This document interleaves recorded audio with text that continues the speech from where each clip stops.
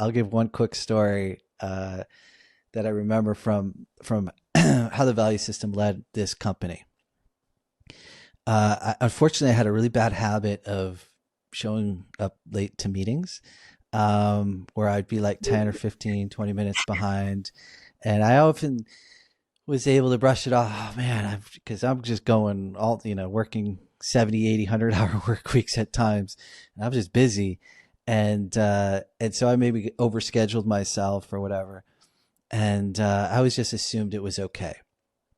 Until one day, one of our sort of frontline workers who we were having a meeting with, what, not even a manager, I don't think, it just happened to be in this meeting and said, you know what, our company talks a lot about our values, and I want to speak on behalf of the values. Now, Matt, I've been in several meetings with you, and we're always starting behind. And that's not integrous, and that's not respecting our time. And if the values really matter here, then I really want to invoke that you realign with them and start respecting our time, because we have things to do and we're waiting for you. And I was like, whoa, okay, all right. Values have spoken. I took it to heart. I listened to it, and I had to do with some self-reflection that, you know what, I am disrespecting your time by not showing up on time. And I am going to realign with that, and I'm going to make some changes, and so that my behavior will align with with our values that we agreed upon.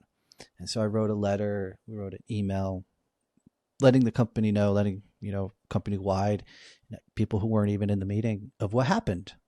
And I took some ownership of showing up late, and I said, this is who brought it to my attention, and we respect people who want to enact our values here, and they are our boss, and hey, the boss has spoken.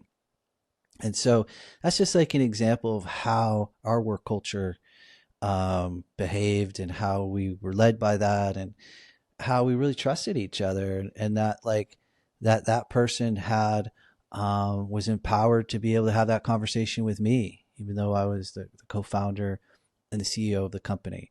And so that was Sufism, though, because I was out of integrity, and that I was misaligned with my highest intentions. And it was a blind spot. And I was appreciative of my colleague pointing that out to me. And that allowed me to really reflect at home and do meditation and say, gosh, where else am I out of alignment? And so that's where we crossed. That's where we intersect, that we allowed for those beautiful conversations to happen in the conference room. And I often said that the real conversations sometimes happen in the parking lot.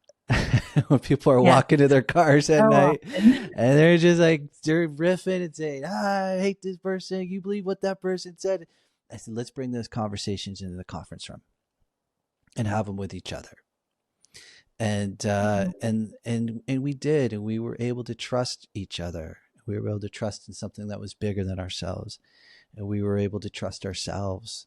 And so, in a sadly, I think today a lot of times trust is broken, Hmm. where the management doesn't trust the frontline workers, or the CEO doesn't trust the management, or they don't trust each other, or it's just like, how do I climb that corporate ladder, and backbite and gossip to get there, or, where I just really believe that there is there's another way to all this. And we were one example, one small little example here in San Diego.